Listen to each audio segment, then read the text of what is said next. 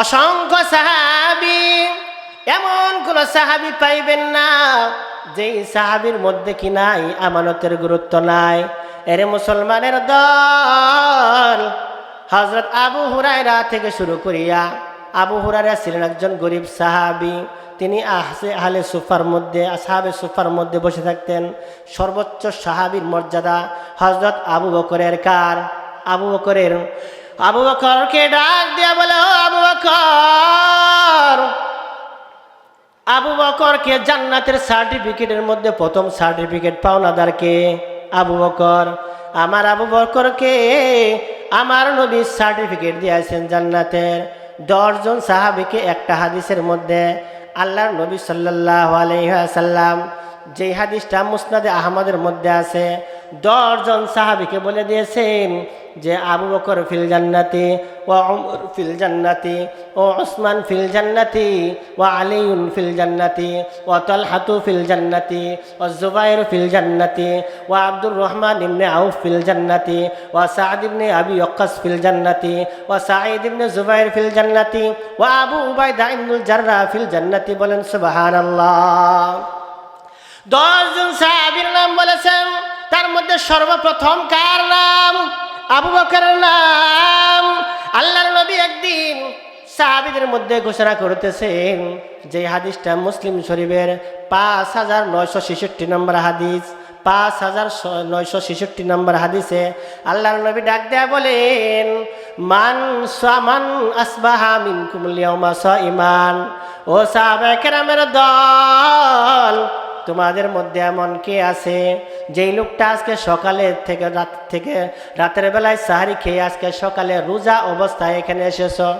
এখন এ কালামে জিন্দা কুরআনে হাকিম, হিকমতে উলা ইয়াজাল আজদু কাদিম, জামিউল ইলম ফিল কুরআনে হাকিম, তাকাসরত আনহু ইফহামুর রিজালি।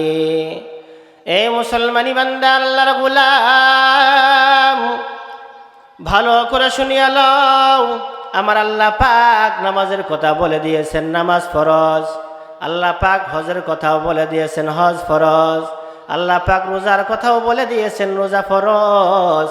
কিন্তু এর সাথে সাথে আর একটা কথা বলে দিয়েছেন, সেটা হলো তোমাদের প্রত্যেকের জন্য আমানত ফরজ। সুবহানাল্লাহ। আমানতের এত গুরুত্ব আল্লাহ পাক দিয়েছেন। ও মুসলমান পর্দার আলের মা, আমানতটা শুধু পুরুষের জন্য নয়, আমানতটা শুধু বৃদ্ধ বাবাদের জন্য নয়, যুবক বয়সে যুবকদের জন্য নয়। আমানত এমন একটা জিনিস, যেই জিনিস জন্মের পর থেকে মৃত্যু পর্যন্ত লাগে, ঠিক কিনা বলেন? আমানত এমন একটা গুরুত্বপূর্ণ জিনিস, যেই জিনিস ছাড়া মানুষের ঈমান অকেজ হয়ে যায়। আমাদের জীবনের সবচেয়ে মূল্যবান জিনিস আমাদের ঈমান, সেই ঈমান নষ্ট হয়ে যায় যদি তার আমানত ঠিক না থাকে।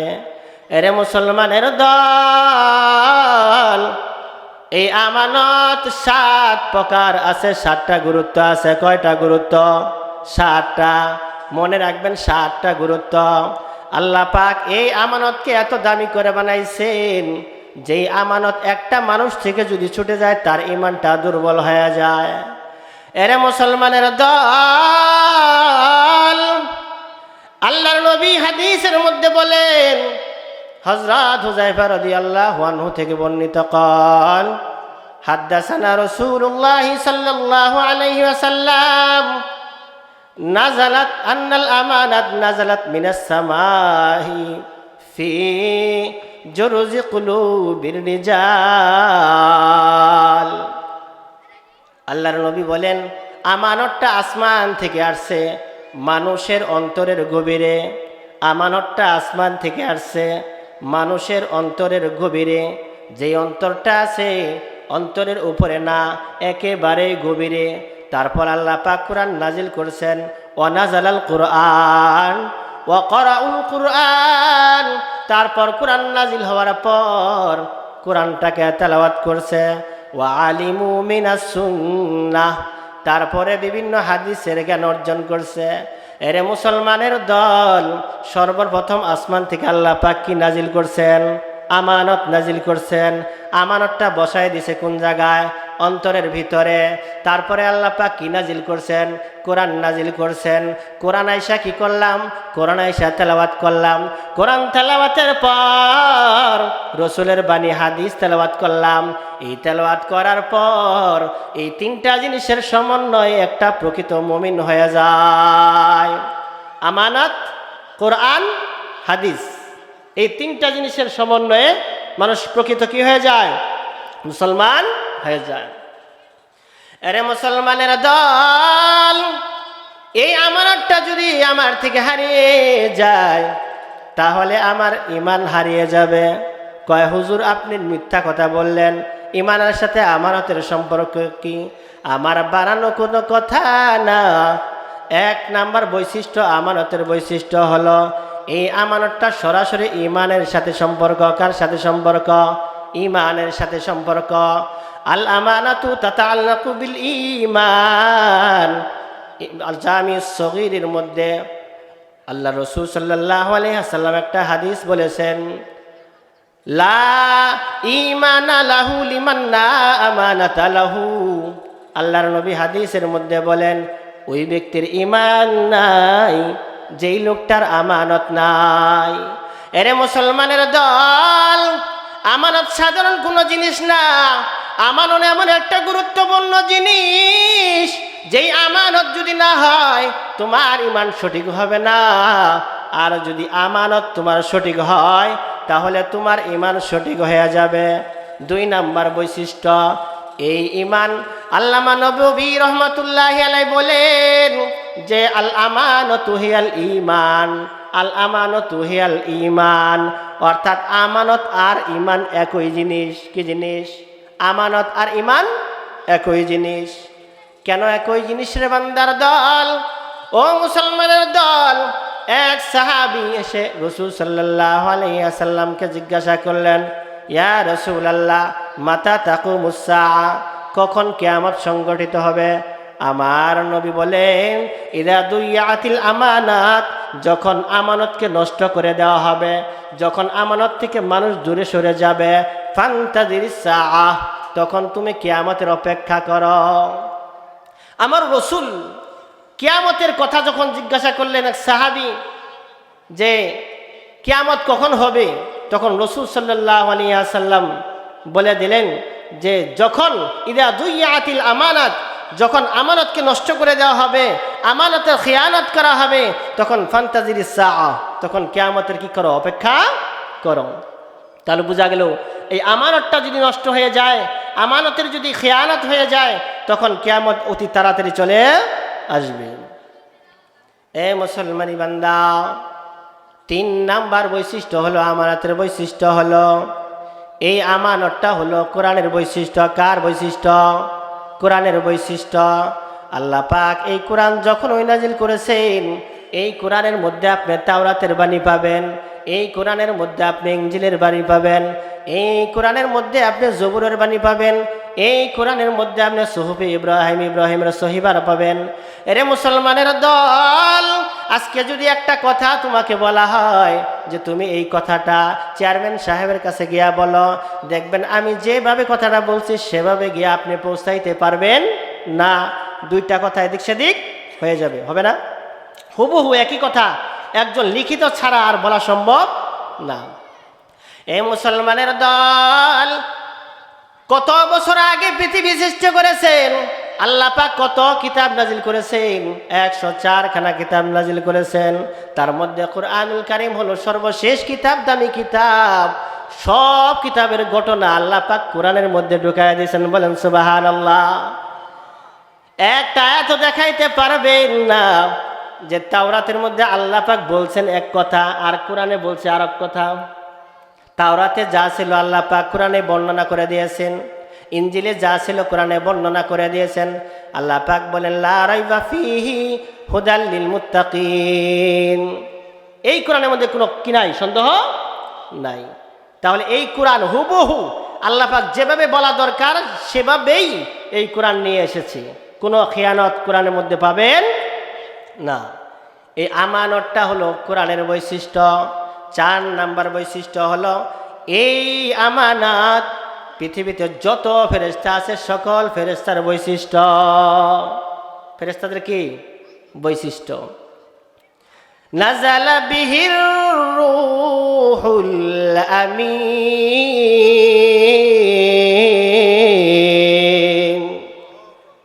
আল্লাহ পাক ঘোষণা করেন নাযালা বিহির রূহুল আমিন, বিশ্বস্ত রূহ জিবরাইলের মাধ্যমে এই কোরআন নাজিল হয়েছে। স্বয়ং আল্লাহ পাক ঘোষণা করেন জিবরাইল বিশ্বস্ত, জিবরাইল আমানতদার। যেইভাবে আল্লাহ পাক কোরআন নাজিল করেছেন সেইভাবে হুবহু আল্লাহ পাকের নির্দেশে কোরআন নিয়ে এসেছেন। এরে মুসলমানের দল, শিয়ায়ে রাফিজ একটা দল আছে, চিনেন নাকি? শিয়া সম্প্রদায়। এই সম্প্রদায়ের বিশ্বাস যে আল্লাহ পাক যখন আসমান থেকে কোরআন পাঠাইলেন, জিবরাইলকে বলছেন হযরত আলীকে তুমি নিয়ে দাও। কাকে বলছেন? হযরত আলীর কাছে। কিন্তু জিবরাইল ভুল করিয়া মুহাম্মদের কাছে নিয়ে আসছে। নাউজুবিল্লাহ। এটা কাদের বিশ্বাস? শিয়াদের বিশ্বাস। এজন্য শিয়া সুন্নি একত্র হতে পারে না। কেন? এটা সাধারণ মানুষ জানে না যে শিয়াদের সাথে আর সুন্নিদের সাথে একত্র হয় না কেন। কারণ একটাই, শিয়াদের মধ্যে অনেকগুলো দল আছে, তার মধ্যে বৃহৎ একটা দল তারা কাফের, তারা মুসলমান না। নামে মুসলমান কিন্তু আসলে কি না, কাজে মুসলমান না। কারণ তাদের আকীদাগতভাবে মারাত্মক ধরনের ভুল। তার মধ্যে একটা হলো তাদের আকীদা হলো যে আল্লাহ পাক কুরআনুল কারীমকে জিবরাইলের মাধ্যমে পাঠাইছেন আলী রাদিয়াল্লাহু আনহুর কাছে, কিন্তু জিবরাইল ভুল করে দিয়ে দিয়েছেন কার কাছে? মুহাম্মদ সাল্লাল্লাহু আলাইহি ওয়াসাল্লামের কাছে। এই কথা যদি কেউ বিশ্বাস করে তার ঈমান থাকবে? ঈমান থাকবে না। জিবরাইল আলাইহিস সালাতু ওয়াস সালাম এর মধ্যে শুধু জিবরাইল আলাইহিস সালাম নয়, যত ফেরেশতা আছে এদের একটা ভুলও হয় না। কয়টা ভুল? একটা ভুলও হয় না। কারণ আল্লাহ পাক যা নির্দেশ করেন তাই করেন, তার বাহিরে একটা কাজও তারা করেন না। তাহলে আল্লাহ পাকের নির্দেশ কি ভুল? তাহলে আল্লাহ পাকের নির্দেশই জিবরাইলের কাজ, আল্লাহ পাকের নির্দেশই ফেরেশতাদের কাজ। আল্লাহ পাক বলছেন মুহাম্মদের কাছে নিয়ে যাও, জিবরাইল তাই নিয়ে গেছেন, এখানে ভুলের কোনো সন্দেহ নেই। এই মুসলমানের দল, 5 নাম্বার বৈশিষ্ট্য হলো আমানতের 5 নাম্বার বৈশিষ্ট্য। এই আমানতটা হলো বাবা আদম থেকে নিয়ে পর্যন্ত যত নবী আসছে সকল নবীদের বৈশিষ্ট্য হলো এই আমানত। আমার নবীর বৈশিষ্ট্য কেমন?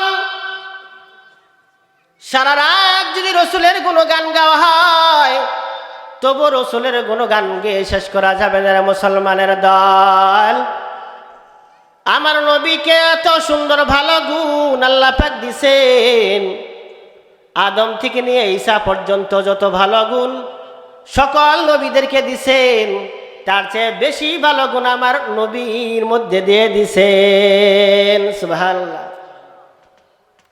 আল্লাহ রাসূল সাল্লাল্লাহু আলাইহি ওয়াসাল্লামের মধ্যে এমন আমানতদারিতা দিছে যে জন্মের পর থেকেই মানুষ বিশ্বাস করা শুরু করছে। হযরত নূহ আলাইহিস সালাতু ওয়াস সালাম দাওয়াত দিয়া মাত্র 40 জন মানুষকে কি করছেন? মুসলমান বানাইছেন। কয়জন? 40 জন। 950 বছর দাওয়াত দিছে। কত বছর? এত বছর দাওয়াত দেওয়ার পর মাত্র 40 জনকে তার ধর্মে নিয়ে গেছেন।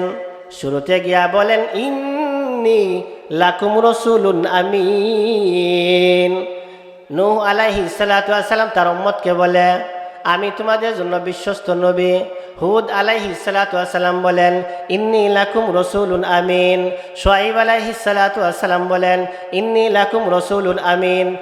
এমনিভাবে প্রত্যেকটা নবী বলেছেন ইন্নী লাকুম রাসূলুন আমিন। এই মুসলমানের দল উম্মতদেরকে বুঝাইতে গিয়া প্রত্যেকটা নবী বলছেন আমি বিশ্বস্ত নবী, কিন্তু আমার নবী শুরুতে বলে নাই, বরং আমার নবীকে ওই কাফেররা পর্যন্ত বিশ্বস্ত আমিন বলে ঘোষণা দিয়ে দিয়েছেন। সুবহানাল্লাহ। मोहम्मद अरबी है ओ नबी रास्ते पे सोवा, आलम हुआ उसकी पैदा उससे उजाला, शफीउल उमम हमारा नबी रोज क़यामत शफाअत करेगा अल्लाह की पास गुनाहगार उम्मत, शफाअत करेगा अल्लाह की पास गुनाहगार उम्मत। এতাতে রাসূল না হতো জিন্দেগি বরবাদ, এতাতে রাসূল না হতো জিন্দেগি বরবাদ। এ মুসলমানের আল্লাহর গোলাম, আমার নবীকে আমানতদারি সাব্যস্ত নিজে কখনো ঘোষণা দেন নাই। আমার নবী কখনো বলেন না আমি আমানতদার, আমি আমানতদার, আমি বিশ্বাসী। বরং সমাজের লোকেরাই তাকে বলছেন তিনি আমানতদার। অন্য অন্য সকল নবী বলছেন ইন্নী লাকুম রসুলুন আমিন, আমি তোমাদের বিশ্বস্ত একজন নবী হিতাকাঙ্ক্ষী। কিন্তু রসুল বলেন নাই শুরুতে গিয়া, সকলেই বলছেন যে হাদা মুহাম্মাদুল আমিন, তিনিই হলো বিশ্বস্ত মুহাম্মদ। সুবহানাল্লাহ বলেন। আমার নবীর বিশ্বস্ত হওয়ার হাজার হাজার দলিল আছে, হাজার হাজার ঘটনা আছে। তার মধ্যে একটা ঘটনা বলি। বাইতুল্লাহ, সবচেয়ে পৃথিবীর মধ্যে সবচেয়ে দামি জায়গা বাইতুল্লাহ। এই ঘর যখন কুরাইশরা নির্মাণ করলো, কুরাইশ দলেরা যখন নির্মাণ করলো, ঘর নির্মাণ করা শেষ। একটা ঘর নির্মাণ করতে অনেকগুলো মানুষের সহযোগিতা ইচ্ছা করলে নেওয়া যেতে পারে। একটা মসজিদ তৈরি করার জন্য হাজার মানুষেরও সহযোগিতা নেওয়া যেতে পারে, লাখ মানুষেরও সহযোগিতা নিতে পারে। কিন্তু মসজিদের উপরে একটা ঘড়ি ফিট করার জন্য কয়জন মানুষের সহযোগিতা প্রয়োজন? একজনই যথেষ্ট। কয়জন? পুরা মসজিদ তৈরি করার জন্য ইচ্ছা করলে আপনি 1000 মানুষ দ্বারা কি করতে পারবেন? তৈরি করতে পারবেন। প্রত্যেকে একটা করে ইট নিয়ে যাবে, আর কিছু লোক আছে বালু নিয়ে যাবে, হবে না? কিন্তু মসজিদের উপরে যদি একটা ঘড়ি লাগান, ঘড়ি লাগাইতে কয়জন মানুষের প্রয়োজন? একজনের প্রয়োজন। কিন্তু এখন সবাই চাইবে আমি ঘড়ি লাগাইতে। ওরে মুসলমানের দল, কাবাঘর তৈরি করার পর এখন হাজর আসাদ পাথর সেখানে স্থাপন করবে। এক দলের লোক বলে আমি তো করব, আর এক বংশের লোক বলে আমি করব। এইভাবে সমাজের মধ্যে একটা বিশৃঙ্খলা লেগে গেছে। কুরাইশদের মধ্যে অনেকগুলো লোক দাঁড়ায় গেছে যে আমি করব, স্থাপন করব। এই মুসলমানের দল এইভাবে যখন ঝগড়া শুরু হয়ে গেছে, এমত অবস্থায় একজনে বলল এই ঝগড়ার সমাধান আগামীকাল যে বাইতুল্লাহ সর্বপ্রথম আসবে সে এই ঝগড়ার সমাধান দিবে। আগামীকাল যে বাইতুল্লাহ সর্বপ্রথম প্রবেশ করবে এই ঝগড়ার সমাধান সেই দিবে। সবাই মেনে নিল। সবাই মেনে নেওয়ার পর পরের দিন যখন বাইতুল্লাহ যাবে, এমন সময় সকলে গিয়ে দেখে বাইতুল্লাহ চতুর্দিকে আর কেউ নাই, একমাত্র আমার রসুল মুহাম্মদ দাঁড়িয়ে আছেন। সুবহানাল্লাহ। সকলে সমস্যারে বলবো হাযা মুহাম্মাদুল আমিন, এই তো বিশ্বাসী লোক পেয়ে গেছি আমাদের ঝগড়া নিরসন করার জন্য। এ কুরাইশের দল ঝগড়া আর করিও না, ঝগড়া সমাধানের নেতা পেয়ে গেছি। ও মুহাম্মদ, আমাদের এই ঝগড়াগুলো তুমি মিটিয়ে দাও। কাবাঘর নির্মাণ করলাম সবাই মিলিয়া, কিন্তু হাজরে আসওয়াদ পাথর স্থাপন করতে নিয়ে একটু ঝগড়া সূচনা হয়ে গেছে। আমার নবী ডাক দিয়ে বলেন, ও কুরাইশের দল, বিশাল বড় একটা চাদর নিয়ে আসো, যত বড় চাদর হয়। আমাদের বড় চাদর সর্বোচ্চ বিছানার চাদর। কিসের চাদর? গায়ের চাদর আরো ছোট হয়, বিছানার চাদর। বিশাল এক চাদর সেখানে স্থাপন করা হলো। চাদরের ওপরে আমার রসুল নিজ হাতে ওই হাজর আসওয়াদ পাথরটা রাখলেন। রাখার পর ডাক দিয়ে রসুল বলেন, ও কুরাইশের দল, তোমাদের প্রত্যেক গোত্র থেকে একজন করে নেতা আসবা, প্রতিনিধি আসবা। এইভাবে যেই কয়টা গোত্র ছিল প্রত্যেক গোত্র থেকে একজন একজন করে আসলো। রসুল ডাক দেয়া বলো, নেতারা দল, এই চাদরের চতুর্দিকে তোমরা ধরো। প্রত্যেক বংশের থেকে একজন করে নেতা গিয়া সেই চাদরগুলো ধরলো। চাদরটা বাইতুল্লাহর কাছাকাছি নেওয়ার পর রসুলের পবিত্র হাত দ্বারা নিজে স্থাপন করে দিলেন। সুবহানাল্লাহ। ঝগড়া মিটে গেল। রসুল সাল্লাল্লাহু আলাইহি ওয়াসাল্লামের দিক নির্দেশনায় এই ঝগড়া থেকে কুরাইশের দল বেঁচে গেল। আমার নবীকে জন্মের পর থেকেই তারা বিশ্বাসী হিসাবে ঘোষণা করে দিয়েছে। আমার নবী যখন আল্লাহ পাক ঘোষণা দিলেন, ও মুহাম্মদ, কাফেররা তোমার বিরুদ্ধে ষড়যন্ত্র করছে। কি ষড়যন্ত্র? কাফেররা তিনটা ষড়যন্ত্র করছে। কয়টা? তিনটা ষড়যন্ত্র করছে। সর্বশেষ দারুন নাদওয়াতে বসে তারা ফয়সালা করলো, পরামর্শ করলো, মুহাম্মদ যেভাবে আমাদের ধর্মের বিপক্ষে কথা কয় তাহলে তো সে আমাদের ধর্মকে নষ্ট করে ফেলবে।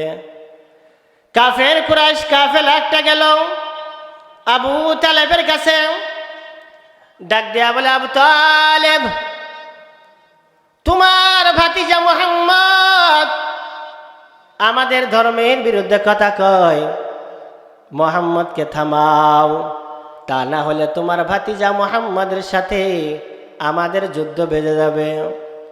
আবু তালেব ডাক দিয়া বলে, ও ভাতিজা, কেন তুমি আমার ধর্মের বিরুদ্ধে কথা কও? কেন তুমি আমাদের বাপ দাদা ধর্মের নামে চুনকালি মেখে মানুষের কাছে কুচ্ছা রটনা করো? ভাতিজা জবাব দাও, জবাব দাও রে ভাতিজা। রসুল এখন এই কথা শোনার পর চোখ দিয়া পানি পড়তেছে, টপকায়া টপকায়া পানি পড়তেছে। আবু তালেব ডাক দেয়া বলে, ও ভাতিজা, কেন কাঁদো? কেন কাঁদো ভাতিজারে, কেন কাঁদো? জবাব দাও। নবী আমার ডাক দেয়া বলে, চাচা, আমার হাতে কোনো জবাব নাই, কারণ আমি আল্লাহর হকের আওয়াজ নিয়ে এসেছি। আমার জীবন যদি যায় তবুও আমি হকের আওয়াজ থেকে এক বিন্দু পরিমাণে পিছু হটব না। সুবহানাল্লাহ। ইমামুল আউয়ালিন ওয়াল আখিরিন, বাহরে সাদকা রহমাতুল লিল আলামিন, শুদ উজুদাস রহমাতুল লিল আলামিন, মসজিদে ও শুদ হামারুয়ে জমিন, সৈয়দুল কাওনাইন খাতমুল মুরসালিন, আখির আমদ বুদ ফখরুল আউয়ালিন। এ মুসলমানের দল, আমার নবী কথা বলার পর আবু তালেব ডাক দেয়া বলো, ভাতিজা, যাও যাও, তোমার দিনের প্রচার তুমি করো। আমি তোমার কাছে কথা দিলাম, কুরাইশের কাফেররা মারতো দূরের কথা, একটা ফুলের আঁচড়ও তোমার গায়ে লাগতে দেব না। সুবহানাল্লাহ। আবু তালেব সাধারণ আমাদের মতো কোন মানুষের মতো মানুষ না, রসুলের সবচেয়ে বড় হিতাকাঙ্ক্ষী ছিলেন আবু তালেব। কিন্তু সমস্যা ছিল মাত্র একটা। কয়টা? একটা সমস্যা, সেটা হলো তিনি ঈমান আনেন নাই। কি আনেন নাই? ঈমান আনেন নাই। বাকি ঈমান আনা ছাড়া বাকি যত ধরনের সহযোগিতা রসুলকে করা দরকার, কুরাইশদের মধ্য থেকে যত অত্যাচার ষড়যন্ত্র আসছে, এর মোকাবেলায় আবু তালেবের মতো বিকল্প আর কেউ ছিল না। এত সহায়তা করছেন, কিন্তু ঈমানটা আনে নাই। তাহলে কি জান্নাতে যাবে? জান্নাতে যাবে শুধু একটা কারণেই, এই ঈমান না আনার কারণেই সে এখন আমাদের থেকেও নিম্নমানের। আমরা মুসলমান ঈমান আনার কারণে জান্নাতি হব, আর এত সহায়তা করার পরেও সে জাহান্নামী হবে ঈমান না আনার কারণে। এই মুসলমানি বান্দার আল্লাহর গোলাম, আমানত সম্পর্কে বলতেছিলাম। আমানত এমন একটা জিনিস, যে আমানতের ব্যাপারে আমি বলছিলাম রাসূল সাল্লাল্লাহু আলাইহি ওয়াসাল্লামকে বিশ্বাসী হিসেবে মানত সকলেই। আমার নবী যখন হিজরত করার জন্য যাবেন, তার আগে কাফেররা পরামর্শ করলো, এ নবী মুহাম্মদ নিজের ধর্মের দিকে মানুষকে ডাকে, কিন্তু দেখা যায় আমাদের বাপ দাদার ধর্মের নামে কুচ্ছা রটনা করে, আমাদের ধর্মের লোক মুহাম্মদের ধর্ম গ্রহণ করে। এই মুহাম্মদকে কি করা যায়? একদল লোক বলল একে দেশান্তর করা হোক, দেশ থেকে তাড়িয়ে দেওয়া হোক। আর একদল লোক বলল একে জেলখানার ভিতরে কয়েদি করে আটকে রাখা হোক। আর একদল লোক বলল, না না না, যদি জেলখানায় রাখা হয় তাহলে তার সাথে মানুষ গিয়ে গিয়ে আস্তে আস্তে তার ধর্মে দীক্ষিত হয়ে যাবে।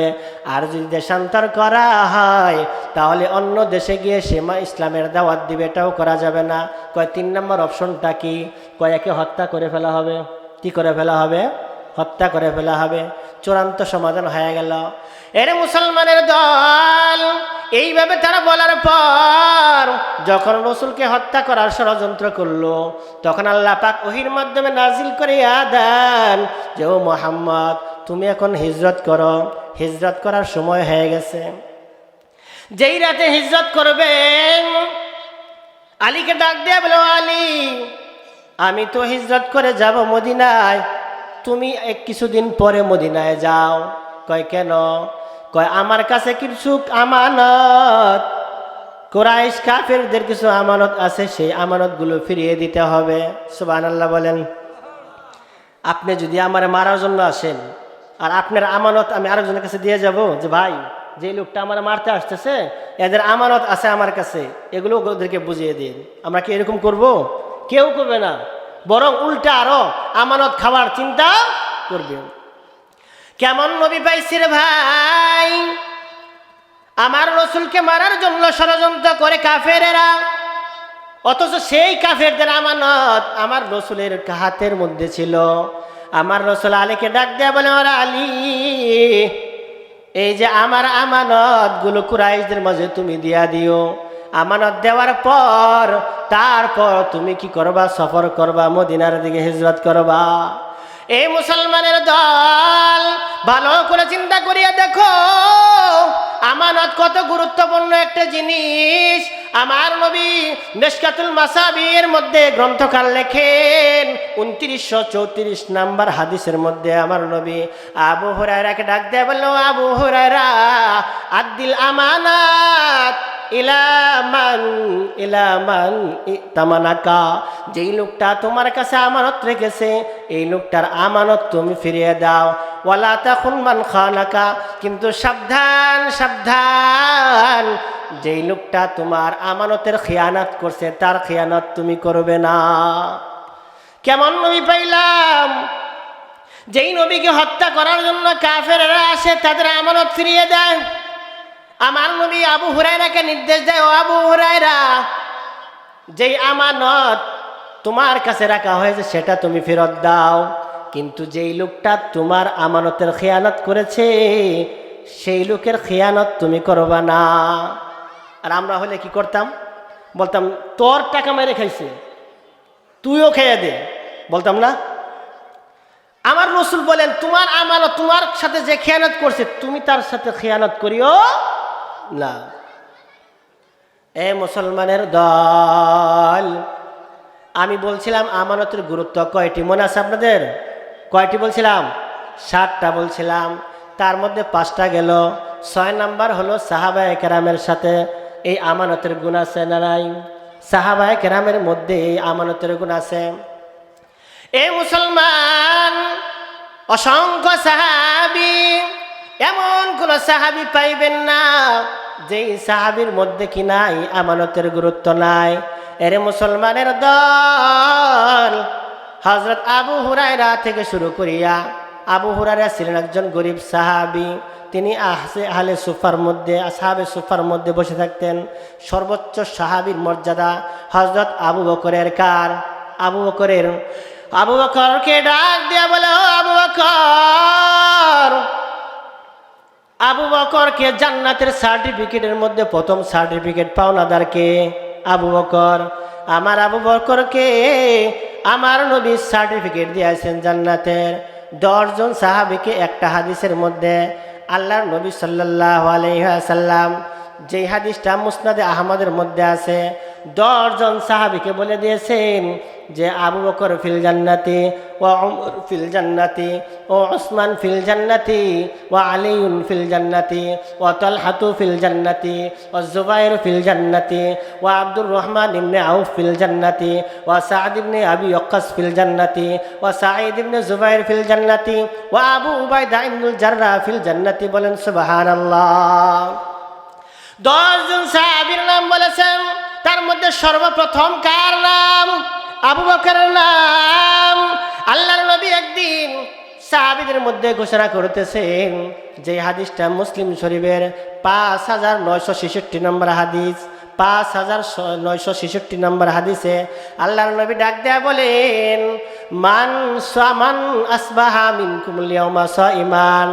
ও সাহাবায়ে কেরামের দল, তোমাদের মধ্যে এমন কে আছে যেই লোকটা আজকে সকালে থেকে রাতের বেলায় সাহারি খেয়ে আজকে সকালে রোজা অবস্থায় এখানে এসেছ? এখন যদি প্রশ্ন করা হয়, এই প্যান্ডেলের ভিতরে যারা আছি কয়জন মানুষ আজকে রোজা ছিলাম? কয়জন পাওয়া যাবে? একেবারে 2-1 জন পাওয়া যাইতে পারে। ফরজ নামাজ হলে ঠিক আছে, অনেক মানুষ রোজা থাকবে। সাধারণত নফল রোজা যে কোনো মানুষ সহজে পাওয়া যায়, রোজা রাখার মতো পাওয়া যায় না। আমার নবী ডাক দেয়া বলেন, মান আসবাহা মিনকুমুল ইয়াওমা সাইমান। তোমাদের মধ্যে এমন কে আছে যে আজকে রোজা রাখা অবস্থায় সকাল করেছে? ক্বালা আবু বকর রাদিয়াল্লাহু আনহু আনা।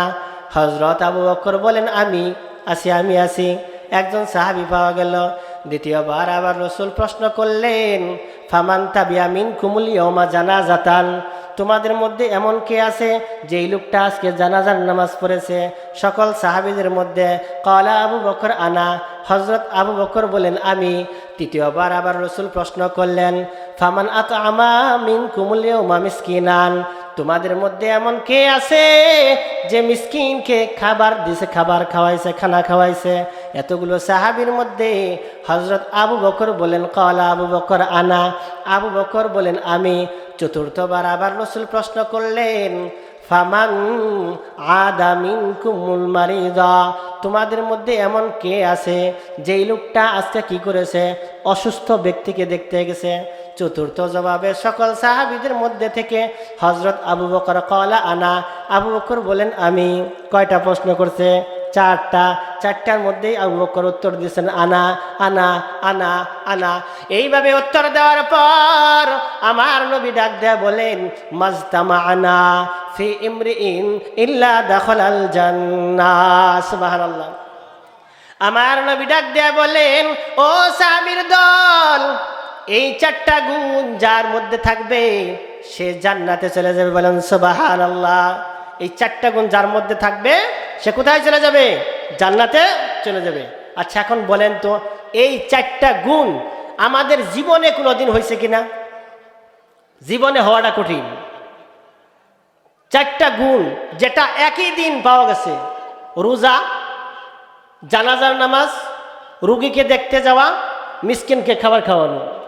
এই 4টা গুণ আমার জীবনে, আমি যে বক্তা বলতেছি আপনাদের সামনে, আমার জীবনে এই 4টা গুণ একসাথে আসে নাই। হয়তো জানাজা পড়ছি, কিন্তু দেখা যায় কি করতে পারি নাই, রুগীকে দেখতে যাইতে পারি নাই। তো হয়তো রোজা রাখছি, অথবা ওই দিন জানাজা পড়ার সুযোগ হয় নাই, অথবা মিসকিনকে খাবার খাওয়াবো, সেই সুযোগটা আমার হয় নাই। এই 4টা গুণ আল্লাহর নবীর সাহাবী আবু বকরের মধ্যে পাওয়া গেছে। এই আবু বকরের মধ্যে আমানতের কত খেয়ানত হয় নাই, একটা বিন্দু পরিমাণ খেয়ানত হয় নাই। খেয়ানতের ভয়ে একদিন হযরত আবু বকরের বাইতুল মাল থেকে কিছু খাবার আসতো। বাইতুল মাল থেকে প্রত্যেক সাহাবীর জন্য একটা নির্ধারিত পরিমাণ খাবার আছে। খাবার জমা হয় প্রত্যেক দিন, স্ত্রীর হাতে তুলে দেয়, স্ত্রী পাক করে রান্না করে খাওয়ায়। এইভাবে খাওয়াইতে খাওয়াইতে দীর্ঘদিন পর্যন্ত হযরত আবু বকরের কাছে বলতেছেন, ও স্বামী আমার, আমি কিছু খাবার জমা করে রেখেছি, সেই খাবারটা বিক্রি করে কিছু ভালো কিছু খাওয়ার জন্য। আপনাদের ম্যাডামরা করে না, বাড়িতে গেলে দেখবেন আপনার অজান্তেই মুরগি বেচে, তারপরে ডিম বিক্রি করে বিভিন্ন টাকা জমিয়ে বিভিন্ন সময় আপনাদেরকে হেল্প করে, অথবা কিছু একটা জিনিস ক্রয় করে। আবু বকর রাদিয়াল্লাহু আনহুর স্ত্রীও ঠিক একই কাজ করছেন। খাবার দিছেন, খাবার জমা করছেন, খাওয়াইছেন, খাইতে খাইতে এক পর্যায়ে কিছু কিছু জিনিস তিনি রেখে দিছেন। আবু বকর বলেন, এই খাবার তুমি কই পাইলা? এই জিনিস তুমি কই পাইলা? স্ত্রী জবাব দেও, স্বামী আমার, এগুলো আমি কারো থেকে আনি নাই, বাইতুল মাল থেকে যেই ভাগে আমাদের খাবার পড়তো, খাবার যেটা আমাদের অংশে থাকতো, সেখান থেকে কিছু কিছু খাবার জমা করে রাখছি। কিছু কিছু খাবার জমা করে রাখছি, সেখান থেকে এই খাবারগুলো অল্প অল্প করতে করতে বেশি হয়ে গেছে। আবু বকর ডাক দেয়া বলে, ও প্রাণের স্ত্রী, যেই খাবারটা তুমি জমা করে রাখছো, খাবার জমা করার পরেও কি আমাদের খাবার ঠিক মতো হয়েছে নাকি? কয় হ্যাঁ ঠিক মতো হয়েছে। কয় যেহেতু এটা ছাড়াও আমাদের খাবার ঠিক মতো হয়েছে, তাহলে বোঝা গেল এই খাবারটা আমাদের প্রয়োজন না, অতএব এই খাবারটা আমার না, এই খাবারটা হলো বাইতুল মাল, অতএব তুমি এই খাবার বাইতুল মালে ফিরিয়ে দাও।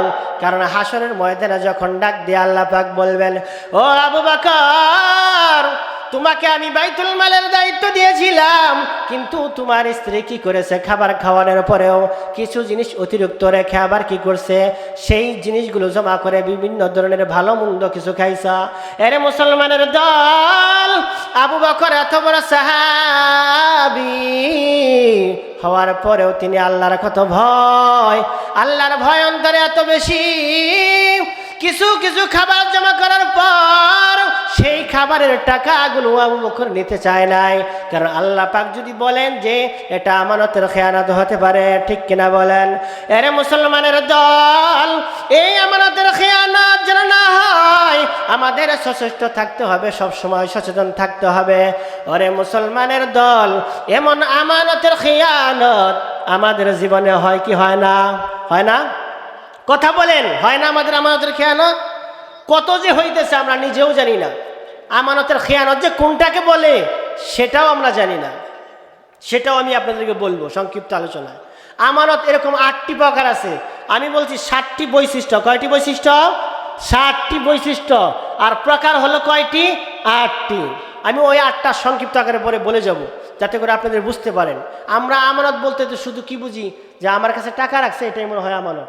টাকা পয়সা ছাড়াও যে আরো কত আমানত আছে সেটা আমাদের জানা বাহিরে। 7টা বৈশিষ্ট্যের মধ্যে 7 নাম্বার হলো সালেফে সালেহিনদের বৈশিষ্ট্য। আমানতটা সালেফে সালেহিনদের মধ্যে আছে না নাই? পূর্বের যুগের যেই ভালো মানুষ তাদের মধ্যে আমানতটা আছে। এ মুসলমানের দল, ইমামে আজম আবু হানিফা রহমাতুল্লাহি আলাইহি, এত বড় আল্লাহর ওলি, একদিন ইমাম আজম আবু হানিফা হেঁটে যাচ্ছেন। একদিন ইমাম আবু হানিফা হেঁটে যাচ্ছেন, লোকেরা বলে, এই ইমাম সাহেবকে চিনো নাকি? কয় না তো। কয় ইনি হলেন জামানার ইমাম, তিনি 40 বছর যাবৎ এশার ওযু দিয়া ফজরের নামাজ আদায় করে। এশার ওযু দিয়া ফজরের নামাজ আদায় করে, তাহলে মাঝখানে ঘুমান। তখন ইমাম আবু হানিফা বলেন, হায় হায়, আমার প্রতি মানুষের এত ধারণা, অথচ আমি তো কি করি না, এশার ওযু দিয়া ফজরের নামাজ পড়ি না, অথচ তার ধারণাটা কি আমার প্রতি। ইমাম আবু হানিফা তখনও পড়েন না এশার নামাজের ওযু দিয়া ফজরের নামাজ, কিন্তু এই লোকটা বলার পরের থেকেই ইমাম আবু হানিফা চিন্তা করলেন, আমার প্রতি মানুষের এত ভালো ধারণা, অথচ আমি এই আমল করি না। ইমাম আজম আবু হানিফা বলেন, সেদিন থেকে আমি আর এশার নামাজের ওযু দিয়া আজীবন অর্থাৎ মৃত্যু পর্যন্ত ফজর নামাজ পড়েছি। সুবহানাল্লাহ।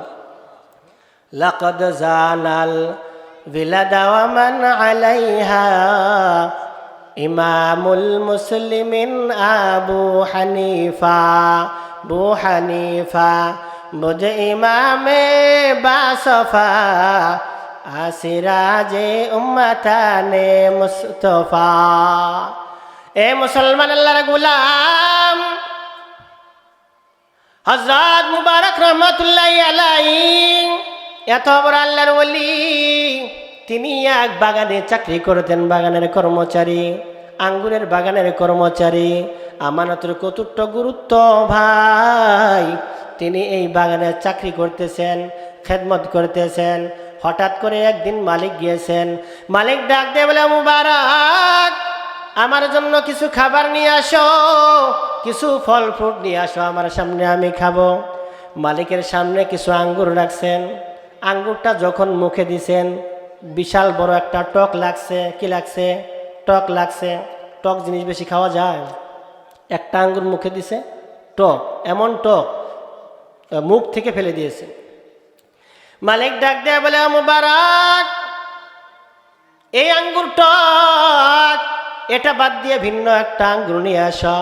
আবার আরেক গাছ থেকে নিয়ে আসছে, এটাও টক। এইভাবে করতে করতে 3 বার গেছে। কয়বার? 3 বার। 3 বার যাওয়ার পর এই মালিক ডাক দিয়ে বলল, ও মুবারক, এ কেমন কাজ তুমি আমার সাথে করলা?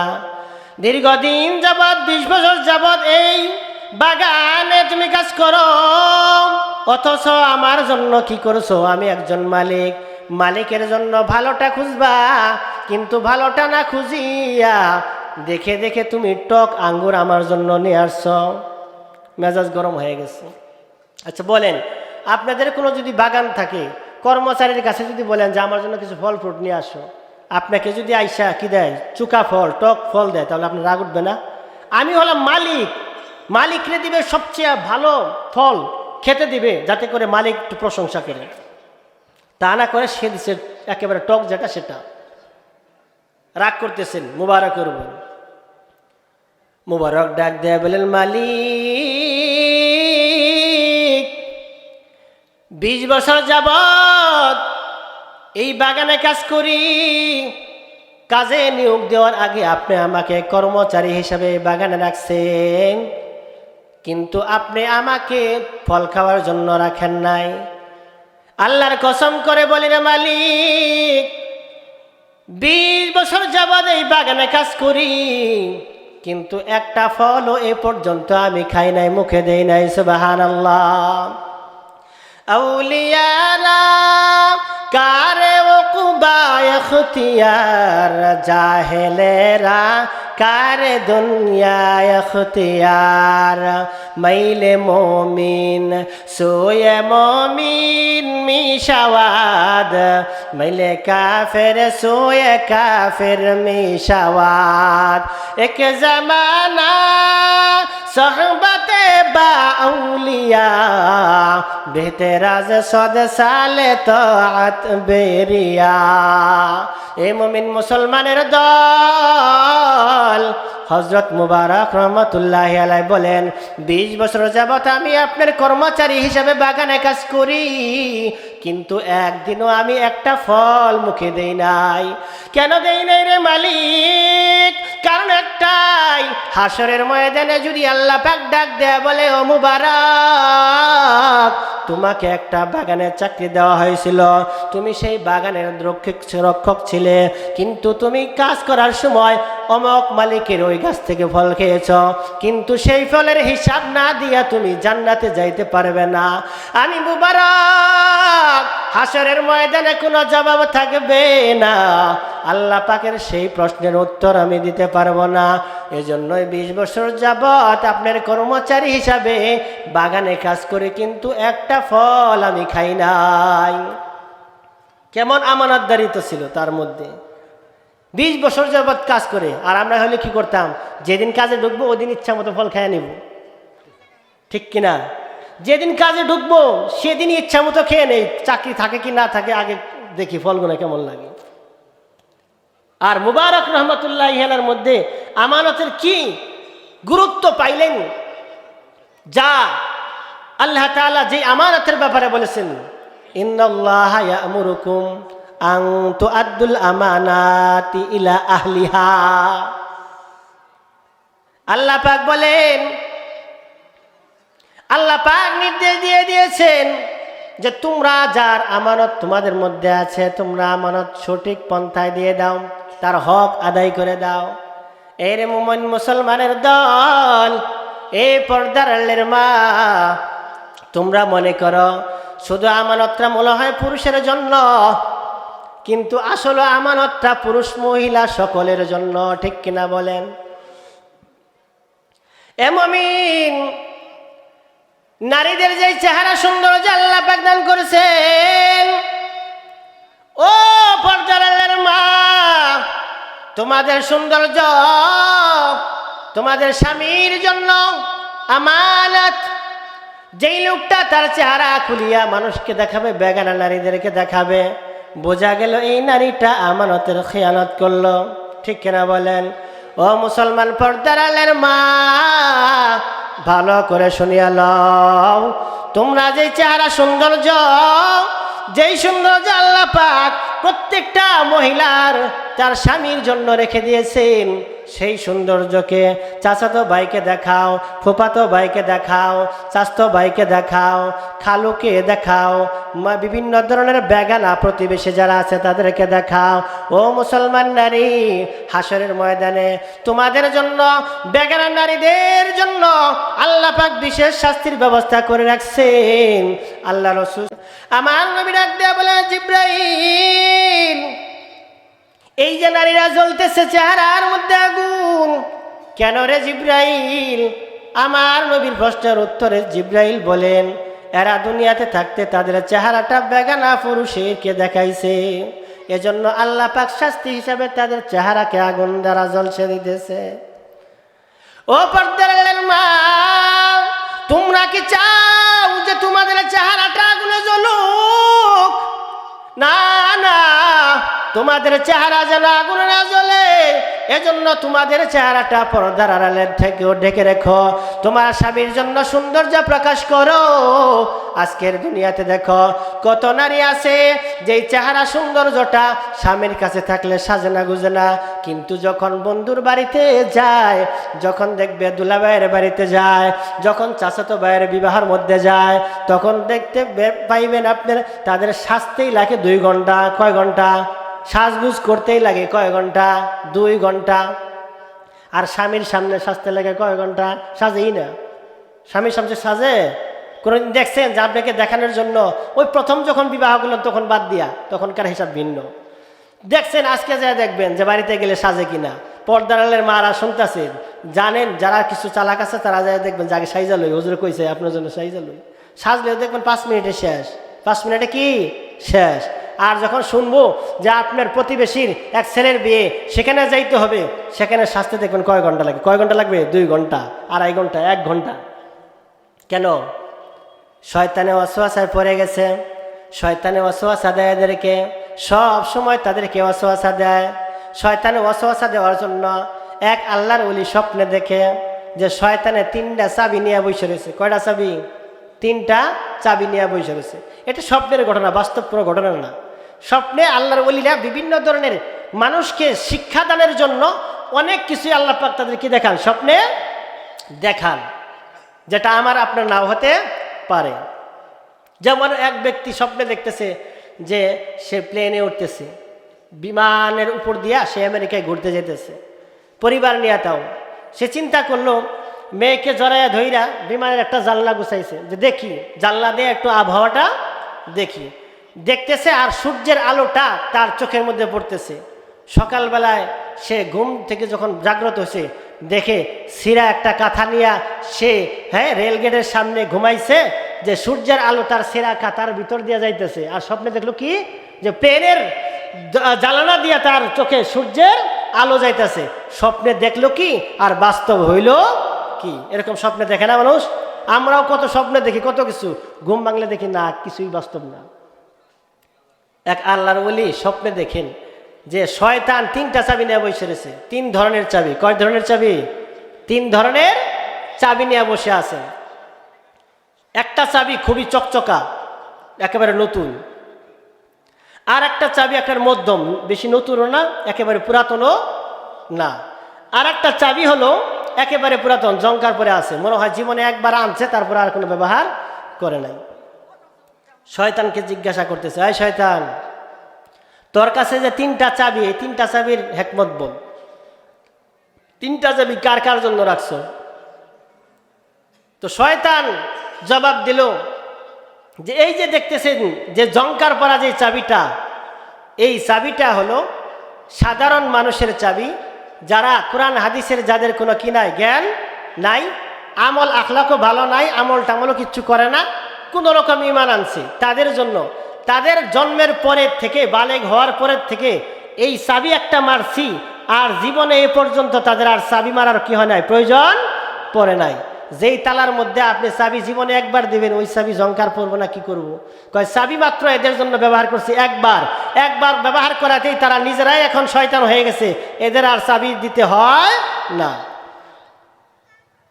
তারপর 2 নাম্বার চাবি, যেটা মধ্যম, কয় এটা কিছু আবেদ আছে যারা আলেম না, কিন্তু মোটামুটি আলেমদের কিছু কথা শুনে নামাজ কালাম ইত্যাদি পড়ে মোটামুটি ভালোভাবে চলে।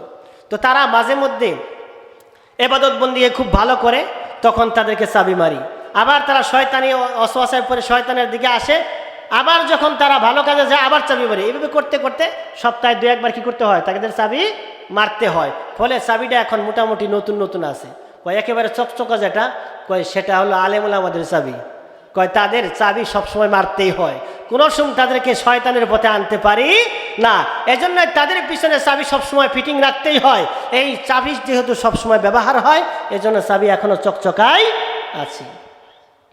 এটা আবার বাস্তব কোনো কিছু মনে করেন, এটা শিক্ষণীয় বিষয়। বিভিন্ন আল্লাহর ওলিরা বিভিন্ন ধরনের স্বপ্নের মাধ্যমে মানুষকে শিখার একটা জিনিস বলে দিয়েছেন।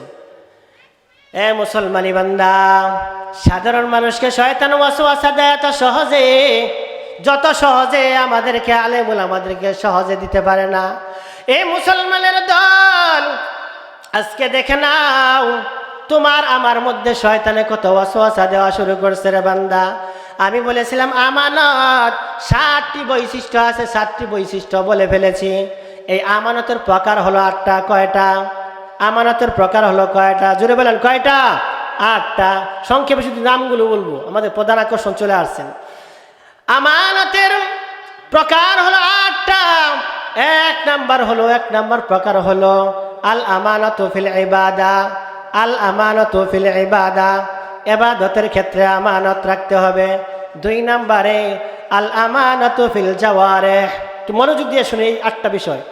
একটা হলো ইবাদতের মধ্যে আমানত। কিসের মধ্যে? নামাজ কালাম যা কিছু করবেন এগুলোর মধ্যে আমানত আছে না নাই?